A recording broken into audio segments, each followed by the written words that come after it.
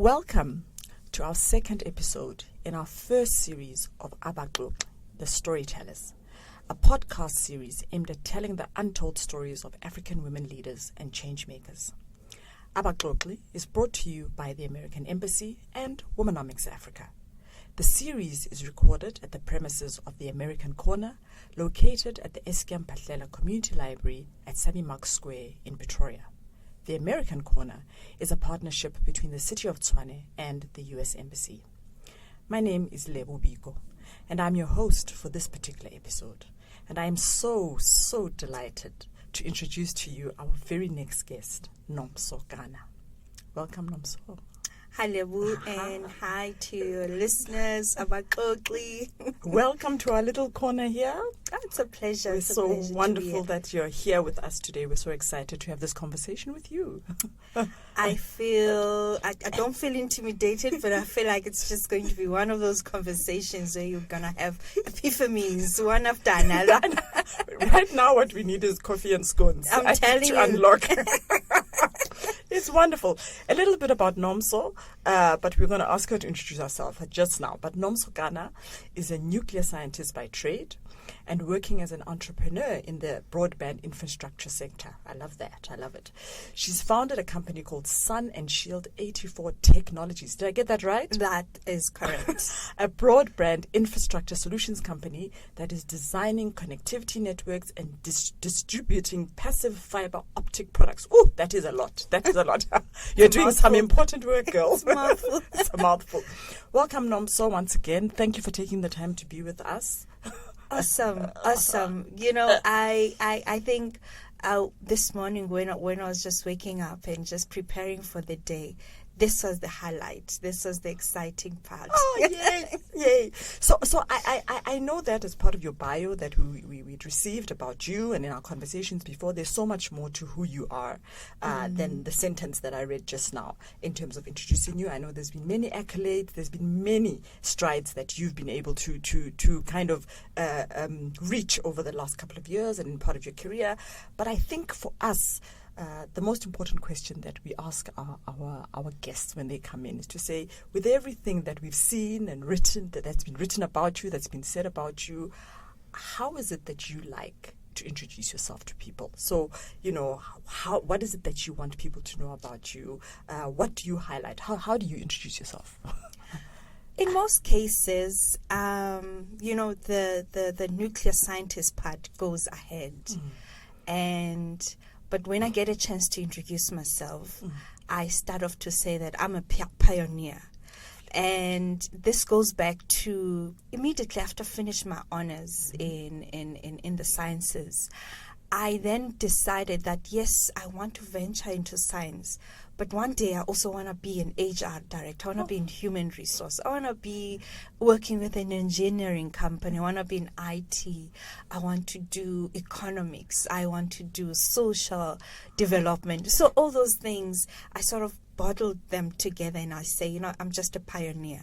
Oh, I love that. I love that. And why I love that is because I think when we're young, right, and we're going to school, we're often forced so quickly, I think, in our lives to box ourselves into spaces and to kind of say, this is the route that you're going to choose, this is what you're going to do, and you have to, you know, kind of go to that path. And I think often we have to do that at a very, very young age. And I love that as young as you were going out in the market, you were already thinking about what are the different things that I could do. I think in the current economy, they talk about slashing. Yeah. Everybody's at this slash, that's a slash. Yeah. But I think for you, very quickly on, you were able to say, I want to do this, but I also want to do that. And I want to be known as that. And I want to do that.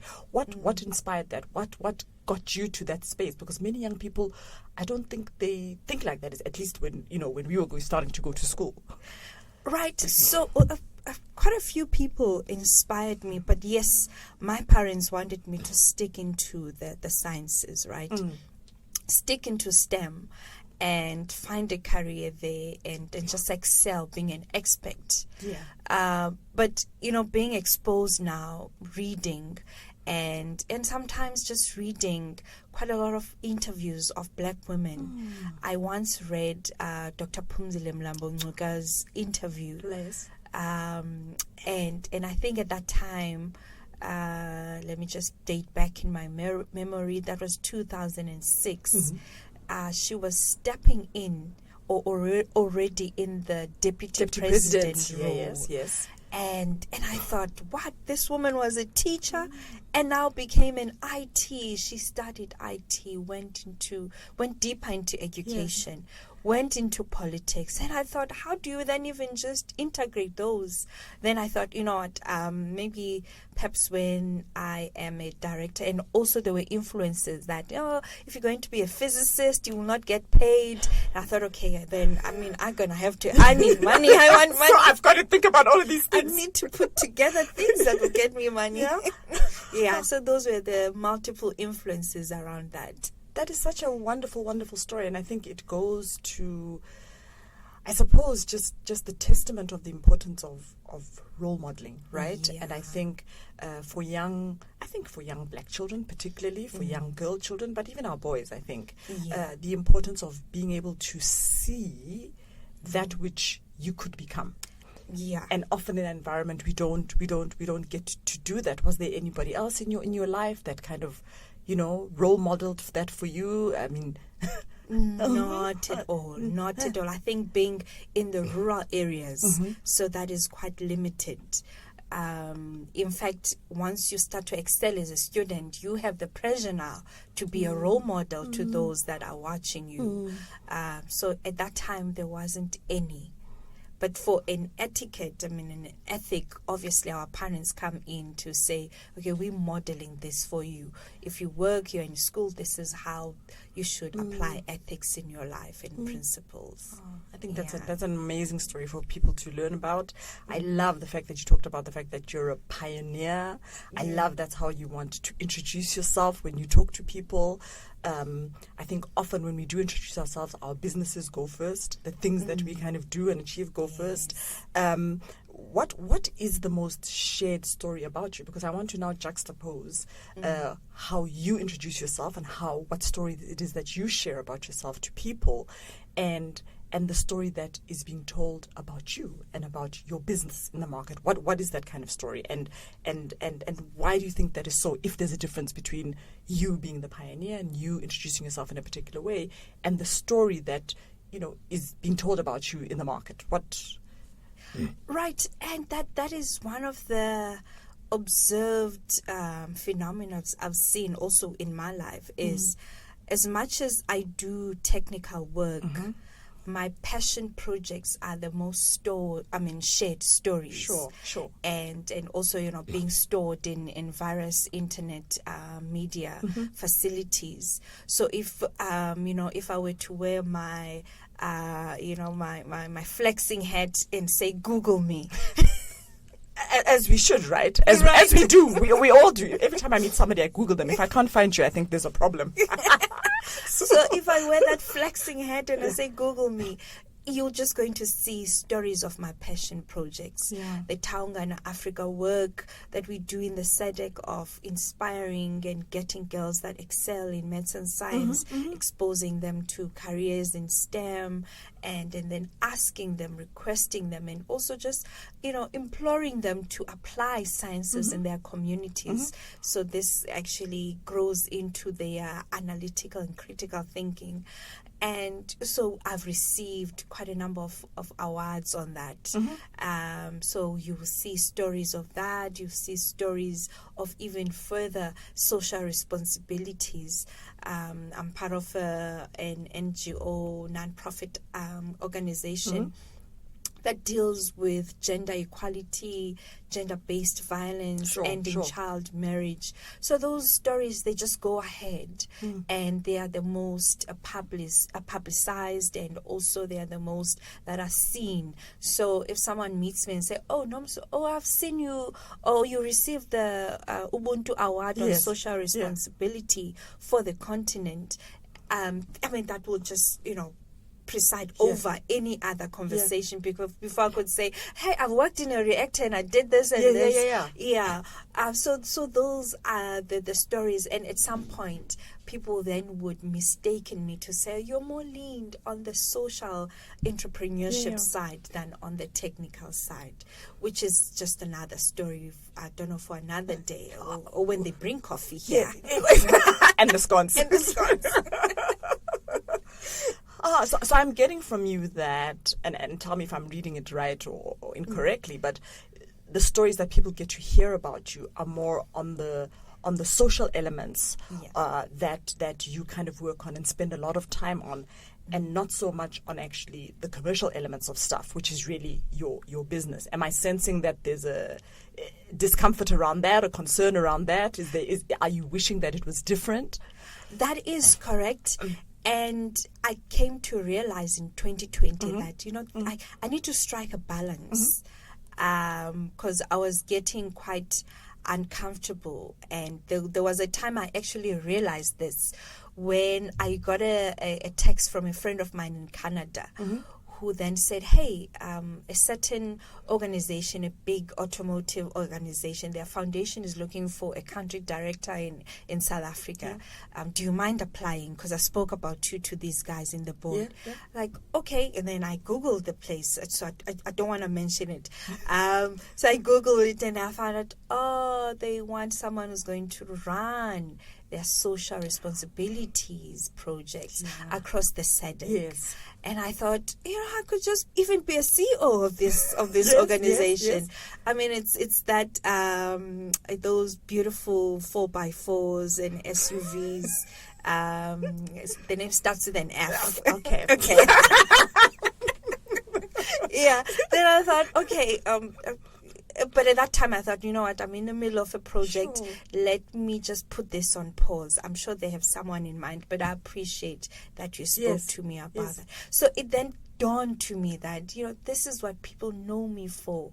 And they don't know about the work that I do for rural connectivity, designing a network, designing those distribution lines for connectivity, reselling, and then also just doing policy contribution on why we should have internet access, high bandwidth internet access for everyone, and how it should be equal, just like human rights. You have a right for water, you have right for energy, electricity, you should have rights for connectivity and high-speed connectivity.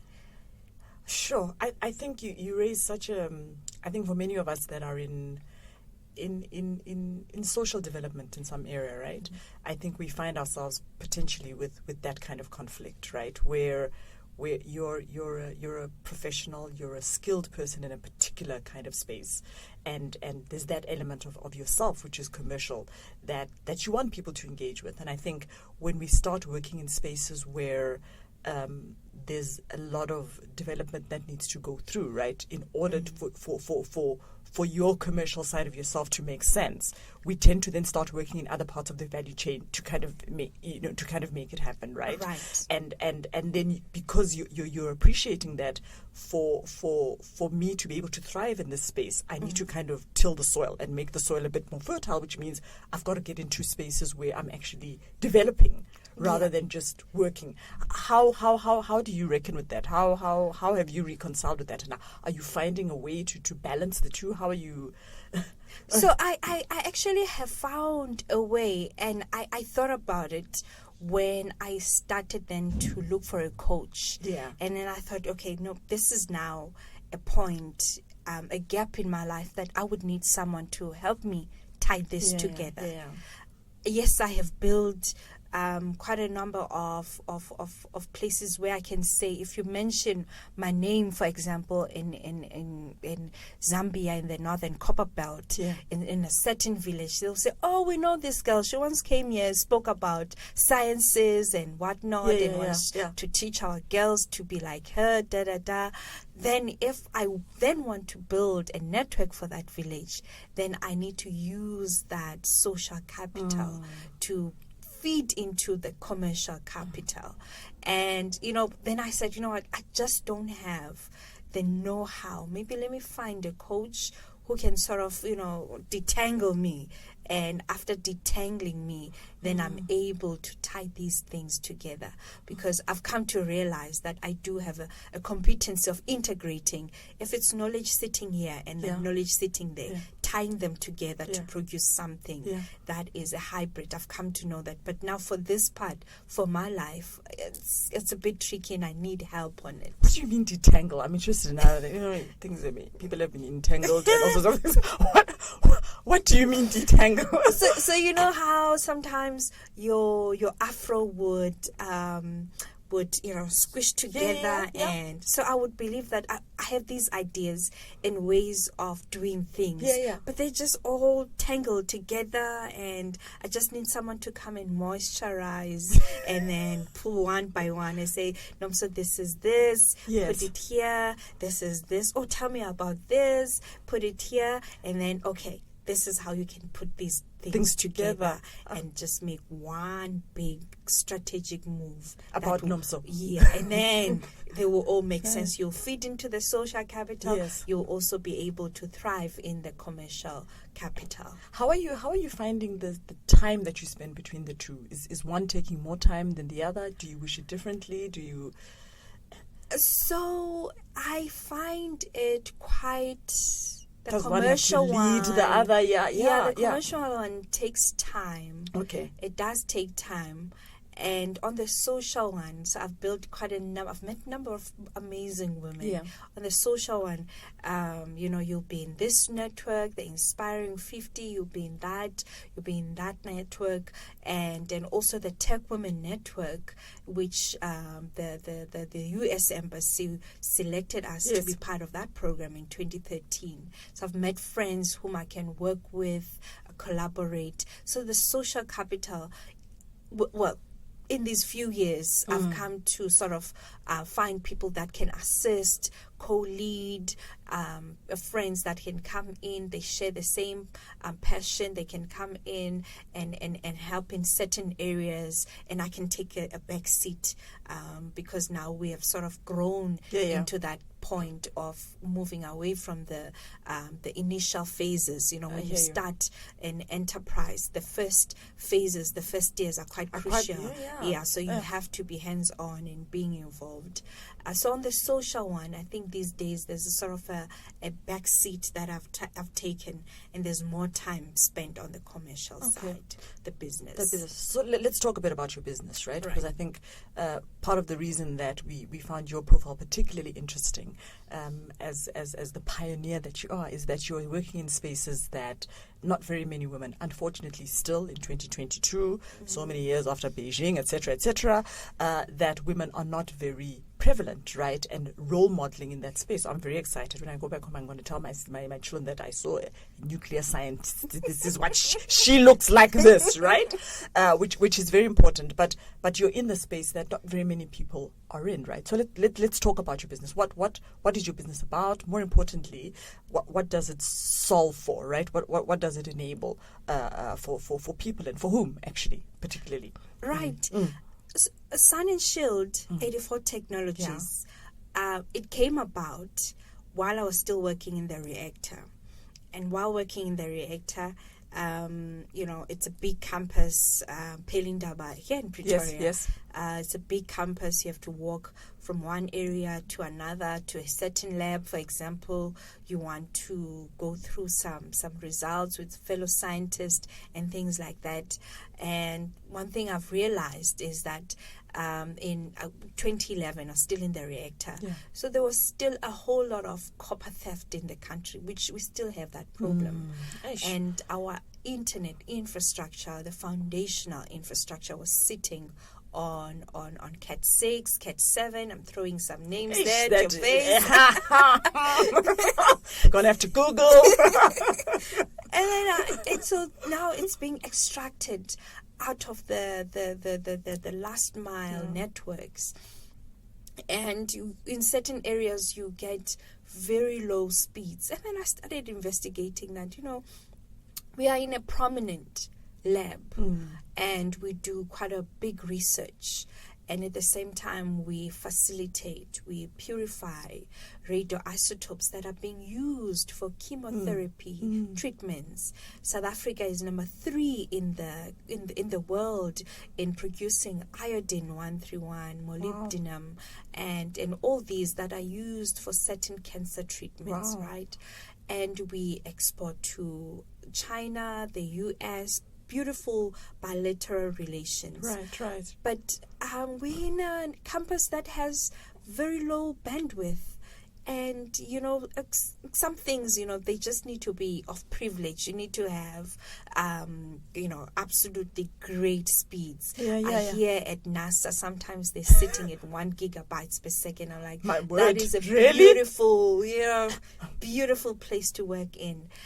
So the idea then came in for me to start a fiber optic manufacturing plant that will produce these cables, and they can be installed in our network facilities, in the infrastructure across the country. And so this was 2011. So then the company grew into also distributing while we're raising capital for this plant, and also while we're raising partners and bringing awareness, because at that time fiber to the home, fiber to the business was just luxury. You wouldn't get that, right? You wouldn't get that. Of course. You wouldn't get that. Even right now, homes in the whole of South Africa, we have close to 5 to 7% of fixed line homes that have fiber. Is that low? That is so low, I didn't even realize. because in every South Africa, they either have 2 phones in our population, so our adoption rate is very high. But now, for you to have a high bandwidth, you need to use a medium that can transmit that at fixed times, and also at stable times, if I can put it like that. It must be reliable. So you can only get that through fiber. So we then thought, let's do that. And now the business currently is, we are commercial, we are reselling, we are building networks in certain areas, we are rolling out fiber in certain areas, deploying also wireless in certain areas. So the plant is not yet in operation. We're still building the capital. And I've realized to do manufacturing in SA, it is quite a whole lot of work, and then also a whole lot of convincing, because our manufacturing in the country is going down. And now when you come to want to manufacture, that it requires a lot of capital, a lot of investment, and also the market needs to be ready for that. So those are the challenges. Convincing who? When you say convincing? And I'm putting it very lightly. Yes. So it's quite a number of work, because you as a manufacturer, you need to get offtake agreements. So you need to sell your product in a way that your clientele, potential clientele, need to offtake volumes from you for the next 7 years. Sure. And you also need to convince an investor that the market is there. And this is a market that is used into consuming foreign products. Yes. And now you want to do something that people usually buy and just take it from a shelf somewhere and bring it into SA and build their networks. And now you want to change that whole mindset. So that is a whole lot of paradigm shifting that we're working on and that we have to do. And how's that experience been? How somebody would say, how's that going for you? How gray is that hairs going for on them? my head. I mean, and how is that for a black female? And I'm going to use your word, pioneer, right? How are you finding navigating those spaces where people don't know the story about Nomso, the nuclear scientist, but more about Nomso, the social, impact entrepreneur, etc. How are you finding having to navigate all of these dynamics that you've just talked about in this area? How's that journey been? I must say it's been quite a very difficult journey, because you need to permeate quite a and let me use the word, fixed places. Don't want to use the word monopolized, masculine places. I want to use the word fixed places, because even in the infrastructure work, broadband infrastructure, you would attend a meeting, attend a briefing, for example, a project briefing. You're in the room, you're the only girl. Still. Such things, right? Yeah. They still exist. Yeah.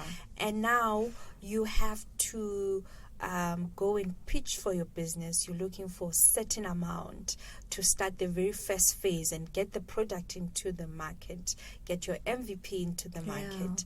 And you stand between 7 investors and they're all men.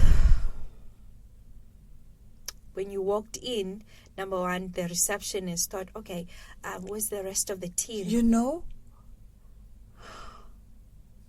So it's quite multi-levels that you have to permeate. Yeah. So you need to break down the stereotypes. Then they realize, oh, okay, you're capable, you're competent, you know what you're talking about. You know the market, you do have the qualifications, you can be entrusted with this. You then have to permeate again. Oh, you're a woman. You're going to have children and drop this. Oh, because we can't have it all, right? Yeah. Oh, you're going to leave work early because you need to go pick up kids. Yeah. Oh, okay. Oh, all right. Okay. So you've sort of positioned yourself. Let's box you here. Let's box you here. Yeah. Oh, once again, you're doing social impact work, and now you're going to get into business. Will you be able to drive profits? I mean, darn it, I have a business model that is speaking on how this will drive profits, because people believe that in social entrepreneurship you cannot monetize. Of course. You're just a person who's helping. You are just Mother Non-profit. Teresa, and you're just dishing out bread to everyone, and you're left with nothing. Yeah. Only the smell, and you're filled with that. Yeah. So it's quite those multifold levels that you need to break through, and that does take time. How do you do it though? Because I think as women particularly, I think that's why it's easy for people to latch onto that narrative about us, right? It's easy for us when we it's easy for them for their minds to be at ease, I think, when we come into spaces and we're more on the development side of stuff. We're more on the civic side of stuff. We're more on the social element of stuff. Okay, I can locate you there, Lebo. That makes sense because you're doing that work, right? Lebo comes in, she's the nuclear scientist and whatever. And I think it's a bit jarring for people, because I don't know whether it's because of the nurturing nature that we supposedly are as women, etc., that it's easy for them to get into this. You're dishing out stuff and you're being the charitable area. How do you, I just want to get a sense for our listeners, how do you navigate some of these issues which I think have been around for a while and unless something fundamental changes will be around for a while longer, right? So how are you doing about it, and how have you done it, and perhaps are there any thoughts around how it should be done if there's stuff that you think has not been done yet? Right, and that is a beautiful question. Yeah. There are a couple of ways that I've seen other women have done to sort of break out and be able to lead a big corporate company. I mean, is it Melissa, the Meta CEO, former Facebook and now Meta, and you then have bring it to home, the likes of Bassetsanas. They are the likes of people like Tsakani Kambule, whom people don't know, but these are people that are in the food, agricultural sectors. They've managed to build their families. They have kids, and they have corporates that they're leading. They have multiple companies, and they are these serial entrepreneurs. So one of the things I've learned that have worked, it's working for me, is the profile is there. And even though sometimes people would short circuit, they're like, this person is making so much sense, and we're trying to figure out, she looks like this, and she's coming from this area, but she's making so much sense. Yes. Give an example. I was once in Munich, in Germany. So we're presenting, and we were trying to bring in a partner for our work, and so they have multiple offices. They have office across Europe, right? But we met in Germany at that time, right? So from the connecting flight to this place. So one of my friends is like, you know what, my friend, I want you to even shock yourself. You must get a business class. I'm going to get you a business class. Once you fly in, I'm going to hire this for you. Get in with a Mac and a black Mac. There must be shock from the door.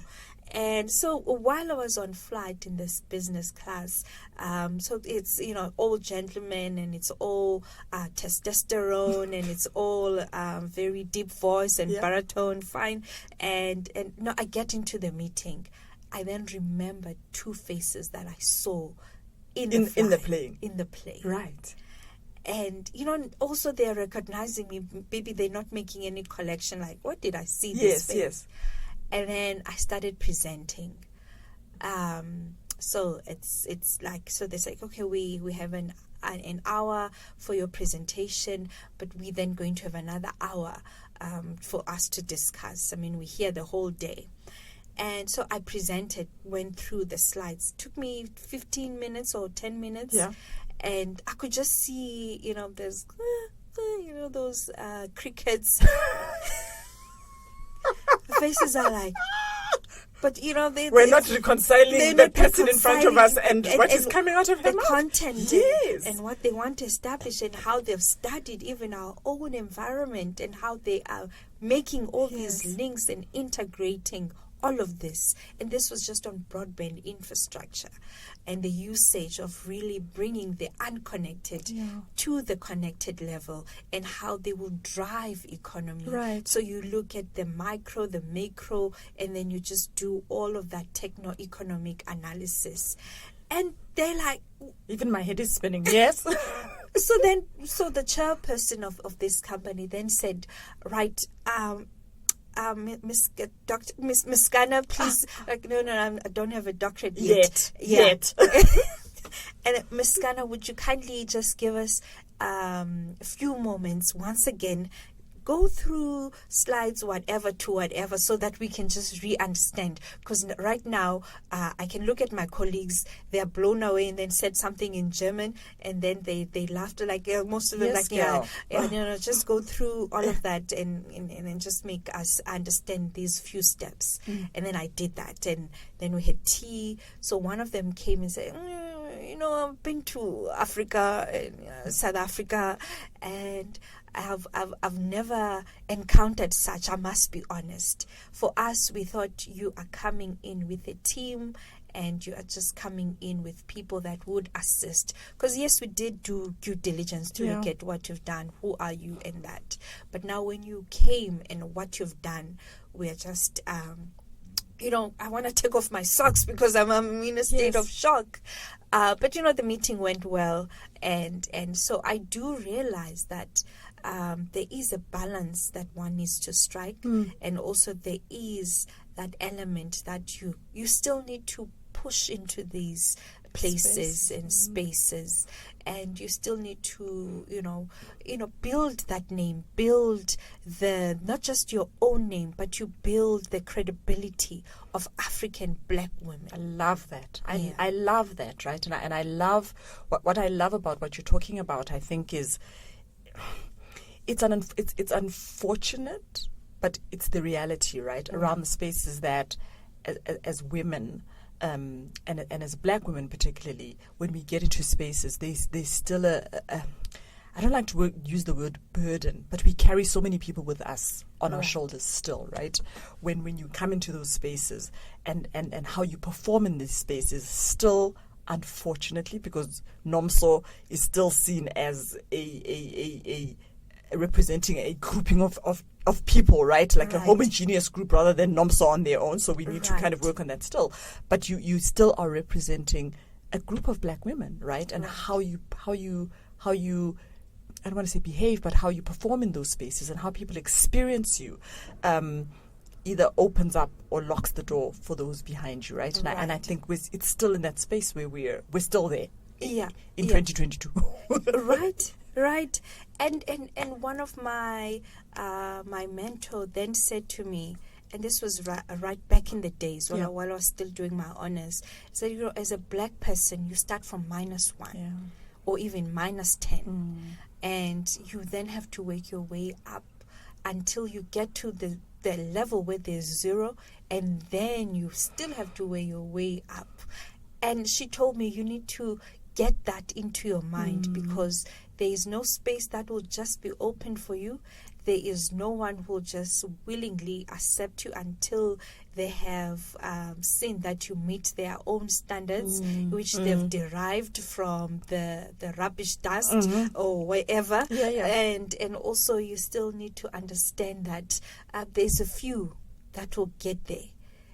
Because mostly, you know, they'll fall off and just fall off the wagon, because it takes a whole lot of emotional strength to actually build, other than the physical strength. Sure, my dear. I think you indeed the pioneer that you are for many people. The stories, this is one of them that I think people can the lessons that they can glean from the stories that you tell. I always say to my business partner Rehema, when I mean the space that we're in, right? You know, I always say to God, you've brought us here. Why did you bring us here? Sometimes, right? Because it's really important work. It's necessary work, but it isn't always easy work, right? When you're trying to shatter the notion that women cannot lead in certain spaces, right? For us, Womenomics Africa is about not that women are tagging along in terms of economic development, but they actually need to be at the center of it and defining what that looks like. Right. And I think for us, one of the things that keeps us going every time, and we laugh around, is that one day I'll be on the stage and I'll tell people the story of actually how it happened. But I think it's so that people can kind of learn from your own journey and your own mistakes, how to do it even better than you've done. And that's evidently what we want for our daughters, right? That it's a very different space. Let's talk a bit about you. I want to talk a bit more about your business. And I know that you've talked to us about description about what it does, etc. But now that we're on this platform, we were really also looking at your commercial prowess, right? And the things that you're driving the space. What is it that you want people to know about your business, right? So when you're standing there and you're with these Germans, or you're in the spaces when you're in these tender rooms, etc., what is the story and what is it that you want them to know about your business? What is the thing that you highlight about your business particularly that you think is important for them to know, or that you've shared historically that you see is the one thing that turns people and kind of, okay, or no, we need to take her seriously, right? Right. Yeah. Beautiful. Sunshield. So when it started, the main aim is to connect the unconnected. Lovely. And in that, so there is a conscious to say that when you connect someone who does not have the privilege of using the internet, that has vast information, and they can, extract and extrapolate information that they can build and use it to build themselves. You then come in as a mediator in the whole economics equation. That, number one, ICT, the full value chain of ICT is that it is there to harness, to enhance. Yeah. And you look at countries that have actually used information technology to play a bigger role in their GDP contribution of the economy, is that they are flying, and they have, they have a double-digit growth of their economy. You look at Singapore. When we do comparisons with Singapore, they were in the same level when we were stepping into democracy. So they were in the same levels as South Africa. Yeah. And they were in the same level of the thinking that we need to liberate the people so that they play a critical role in the economy. And we need to use ICT. We need to change the landscape. We need to have an ease of business in doing Singapore. We need R&D. A whole lot of things that they mention that are the building blocks of their economy. And you see ICT taking a center stage there. And you see how they also looked at connectivity, also taking a vital role in connecting people so that they can access education, they can access tools that they can use to build themselves, and while they're building the economy. I mean, that is just the background. So the conscious that I had in starting Sunshield 84 Technologies, it's built around focusing in the areas of the rurals, underserved areas, and also this is now falls within those passion projects. But in that, I've come to understand people in the rural areas, because they want development so much, because they want to change their lives so much, they are quite keen and willing to solve problems, but they just need the access. They just need the medium. They just need, water to be available, need energy. They also need connectivity. So now starting a company that will be multifaceted and to have a plant that will soon be open, and also but distribute and do the whole building of networks, building of these networks that can connect 50 villages into one community network. And then the idea grew into also just building the last mile. So the last mile, meaning that the capacity to transmit the internet into different places. So we have an office here in Joburg, an office in Harare. My friends, I have quite friends in Zimbabwe, and then also an office in Namibia. Lovely. And in Namibia, so because we have to work with the locals, SADC countries are very big on localization. And we have our own PE, right, right, and in that, so if you step into a nation, you need to find locals and work with them. So in Namibia, we have a partnership, and I work with a company called Locate Mobile, and we have a national license. So now over there, we're building a 5G network, and part of that, Sunshield in SA produces the cables, the fiber optic cables that can build fiber optic highways and connect the SADC countries, and obviously connect to the rest of the world, because South Africa is in a quite a very opportune position in Africa. We are in the southern African tip, so the Indian Ocean and the Atlantic Ocean, they meet here.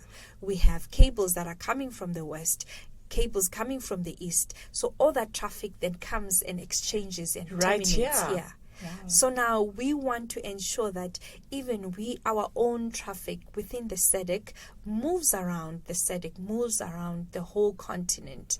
And so these partnerships that we've built, and these are the people that built great relationships. We are all in the same field, in the same space, and we're working towards building these fiber optic highways so that it can move also from Namibia to Malawi. It can move also from Zimbabwe to Tanzania. And the beautiful thing about this label is that so once you have this medium of transport, there's this transmission, it's easy for us to consume things that are coming from Tanzania. It's easy for us to consume things that are coming from DRC, Congo Brazzaville, and in fact the whole continent. But then we do need this infrastructure to be there, and we do need people to champion it from building it, and also champion it from policy making. Indeed.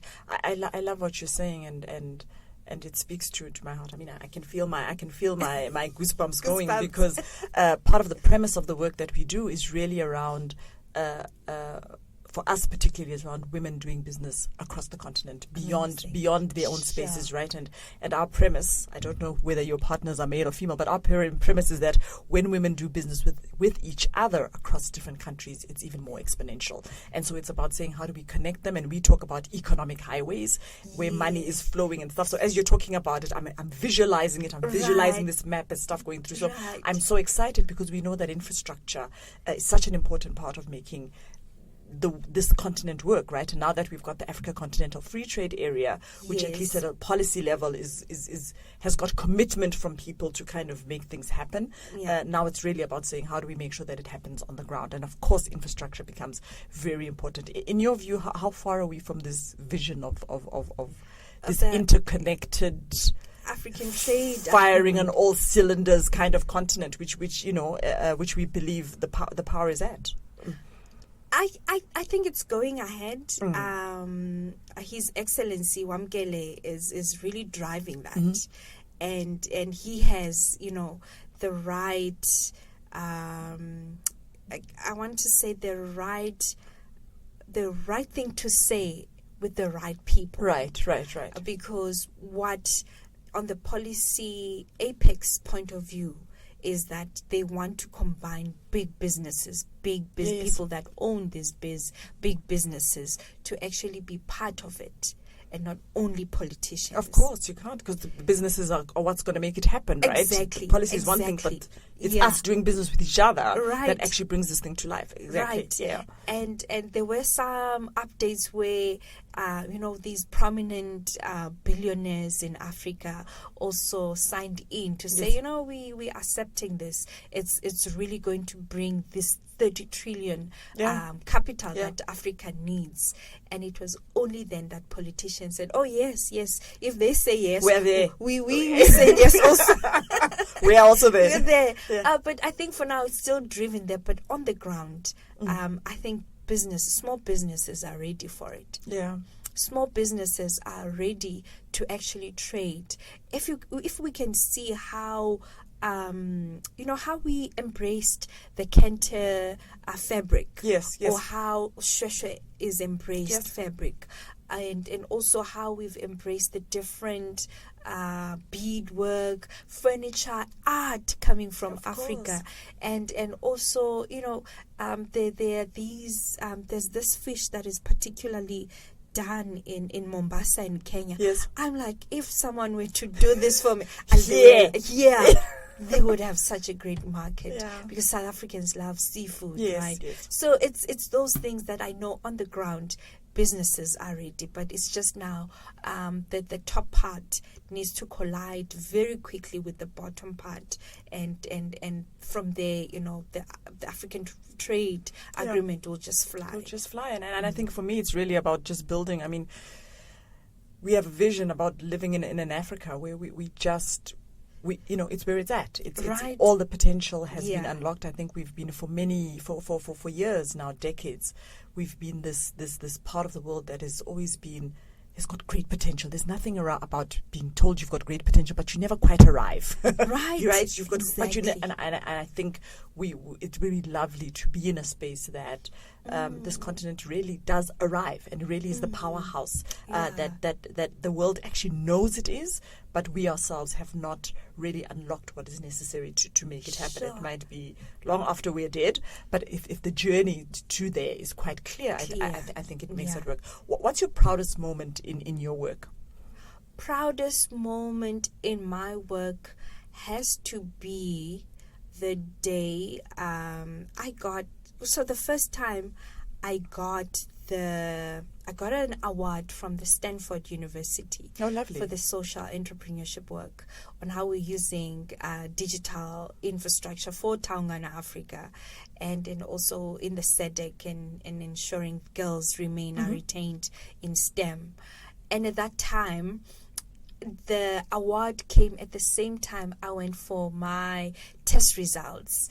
So in 2008, I had cancer. Oh, my so word. I've been testing, and then the doctor that day said, you know what, we cannot trace or detect any precancerous cells in your body. That's beautiful. So those that came at the same time, like, wow, this is just a collusion of good news in one day. Yeah. So that was one of the most amazing days that I actually thought, you know what, this is not a plus maybe in my marks, but this is like an achievement for my health, and also recognition the work that I do. Oh my word! How has your health impacted in any way? How are you engaging with your work or the work that you do, if at all? Yeah. So most people speak about mental health. Yeah. And I think one of the catalyst of ensuring that we handle our mental health is having a healthy body. And a healthy body would then mean that you are able to actually function. And functioning, you are able to regulate a whole lot of things, because I believe it's just a matter of us knowing and being able to regulate things. That, you know what, I'm overextended myself here, I need to stop, or I need to actually cut these certain areas in my life so that I'm able to function. So my health, one of the things that I really value the most is ensuring that I have that that alone time where you're just alone with your thoughts, and eventually you shut them down and you're just a master zen where you think nothing, you do nothing. Is that possible? I think I've yet okay. I must learn from you. I need the tips from you then. Yes. I'm gonna show you. So your mental health, your physical health, it's just a prerequisite for you for you to be able to function at an optimum level. Of course, right. And I think often we take that for granted. Somebody that we were doing some work with does work in mental health spaces, and I think one of them made such an apt I suppose, description of why it's important, around the fact that it all starts in your mind. Everything starts in your mind. And I think many people don't see it like that. They think you have to be broken, before you are actually taking care of that part of your life. And I think it's right. It all starts with your mind. Because if your mind is not clear, it's difficult to have some of the great achievements that we've seen from you, and to be able to get other people to come to the space, which is what is important, right? Why should people care about your work? I mean, you've spoken so much about what you do. You've spoken about the rural areas, etc. We're on this platform now. What your work. We've talked about what you want people to know about it. Why is it, do you think, that people should care? Why should they care about your work?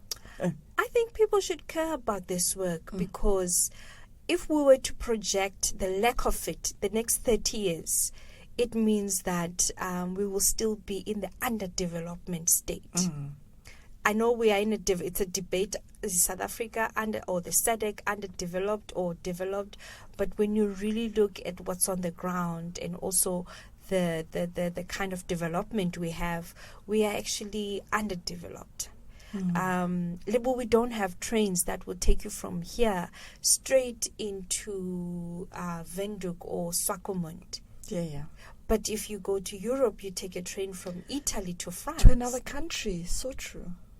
We do not have, and I hope it's coming along very well, the SADC pass. Well, we do have that, where you can just go through, but we do not have, the ease of connectivity and ease of having a mobile number that works in all the countries. We do not have such integrations and also, and these are just certain, these are elements that need to exist in the modern times that we live in. Who needs to hear this? I mean, I'm hearing you saying, this is why people should care, but who needs to care? I mean, who is not hearing it that should in your view? Right. So people that really need to care about my business and people that in a similar business as mine are people that are in the investment fields, people that are driving money, people that are driving communities, because the lack of these,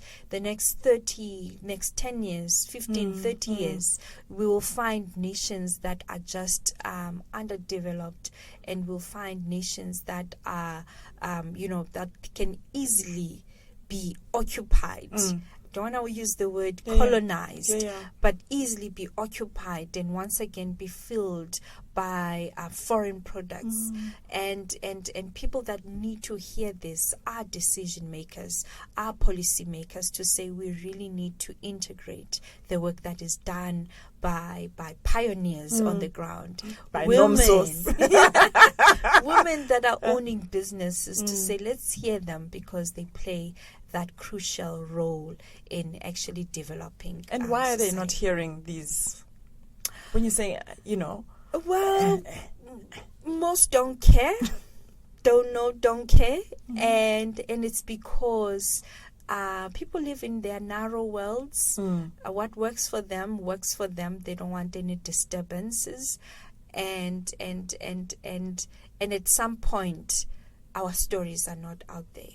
So this podcast, I mean, if a certain global broadcasting station know what's good for them, they should just get their hands on these and say, guys, let's partner with womenomics. Tongue twister there. Let's partner with them so that we can capture these stories and capture the audiences that these stories attract, and put it globally so that people hear what a black woman's story is. Yeah. I love that. Thank you so much. And I think you I mean, that is the purpose of these conversations, right? Around saying how do we elevate? How do we showcase? How do we get to understand the stories of these African women, but in a way that actually highlights positively some of the strides that they're making, and what I don't want to use the word potential, but it could very well be what the potential could be should the ecosystem work in a way that allows that to be unlocked fully, right? Yeah. Not just for the women themselves, but actually for society at large, which is important, right? So we're here now behind this mic in this room. And I want to give you the opportunity, as our listeners are listening to your wonderful story, and I'm sure they've taken many notes around how they can be inspired to think things differently about their own businesses, or even get into spaces that they haven't thought through. But I think one of the most important things, even for us, is around the connecting piece that you spoke about, and talked about connecting people to the ecosystem that makes sense to support their businesses. The listeners are listening now, and they're hearing your story. What is it that you'd like to know about the opportunity that exists for them to engage with your work, right? And what is the impact that you'd like to get that engagement to have? So people are listening. What is that opportunity to engage with Nomso and the work that she's doing? Right. Yeah. Right. So I believe I'm quite a very nice person. Oh. So if you reach out to me on LinkedIn, they must ask me. If you reach out on LinkedIn and you have opportunities, for example, you want to see how you can build perhaps a rural network, and also how you can get communities involved, and really realizing the power and the impact of connectivity. I'm happy to partner in such. Yeah. And also I played quite a big role in the lobbyist sector, where you use sustainable methods to actually ensure that resources are used in a very equitable way. So I'm actually quite very competent in such areas. This is now on the business side, and also just reaching out on people that have the money that I need from my plant. Right. And that's important, right? Yeah. Yes. And how we can partner in that. We, in the past, for the fiber highways, we are envisaging to actually build across SADC. We've reached out to Facebook, and we made some good conversations, and also the Google office in Switzerland. We once reached out, but things were put on hold because of certain other projects that were going on. But we're out there to partner also with global OTTs, over the top technologies companies, where we know that we can actually play a vital role in bringing their business into the local landscape. Mm-hmm.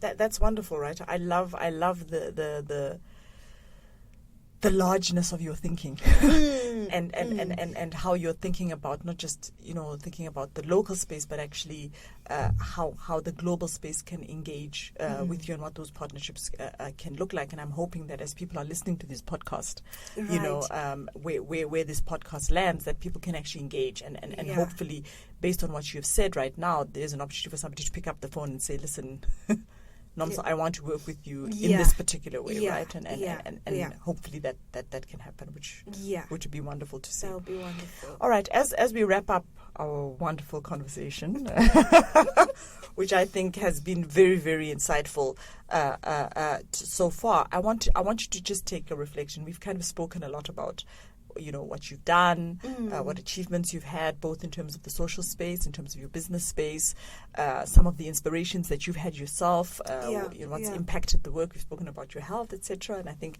we've given quite a holistic view of who you are and how you're engaging in the space. If you were to imagine your journey differently today, right, and you're going back, and I think they always say that there's I don't know what the word, English has gone to England. There's almost like an advantage at looking at things in hindsight, right? As you're looking at stuff. Is there anything that you would change or do differently? And if so, how would that manifest itself? Well, I truly enjoyed my time growing up. I have such a beautiful, supporting family. So nothing that can be done that can change that. But I believe in my early primary and high school years, if there could have been more exposure, schools having labs and also schools being exposed to different avenues of how we can select our careers and also, the ability for a person to make a decision and not to make a decision out of what they currently have at that moment. Because I believe kids in rural areas, it's only when they realize, oh, by the way, I don't have this, then I can just be a cashier maybe at a retail because I don't have information on how to access bursaries, and that sort of thing. So I wish that existed because that was a stumbling block. We could have had a Nomso in Harvard. We could have had, more people like me. And more, I'm about to say more Nomsos. Yes. Studying abroad and just bringing that whole knowledge here and building our country. But in essence, my journey so far, it has its ups and downs, and I believe, it's part of that also, that's individual transformation. So you see the ideal self, you see the ideal Nomso. Okay, I want to be like this person, and you picked up certain elements, attributes, and traits from people, and then you say, okay, I want to be like this, and then you go through this transformation journey. It has these ups and downs, but I wouldn't want to change anything. I could have been also a great dancer, because I believe had I flexed my muscles then. How? No, so that's like another podcast. That's another Nomso podcast. the dancer. Yeah, but I wouldn't have. I mean, it's just the investment into quality education that I could go back and then say I would want this and this to change. Right at the beginning, right? If you had those resources and access right at the beginning. Yeah. But look at they always say that you can't make steel with some sparks. You can't it's the rough diamond that really kind of shapes our journey, and look where you are now. So I think in life, I think generally I always say that things always happen for a reason, right? and you are where you are because of what has happened in your life. And I think we have a beautiful story and a beautiful person around what you have become, and what I think you're inspiring many other people to be Yeah, and to become. yeah. And I so look forward to seeing the strides that you'll be making in this interconnectivity space, which is so fundamental for our continent, but for the world at large. Yeah.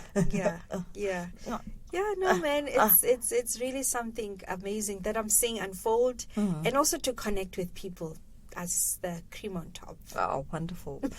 Well, thank you, Nomso. Thank you for your time. Thank you for your wonderful insights. I'm sure the people that have listened to this podcast right now, I cannot imagine that a penny has not dropped for some of them, if not all of them. And for many, a couple of pennies would have dropped. And I'm so thank you for the generosity of sharing. Because for many people, even though they're invited to platforms like this, sometimes they don't take up. I think many of us don't think we have a story to tell until somebody asks you, what is your story? And I think it inspires many people. So thank you very much. Thank you for your time.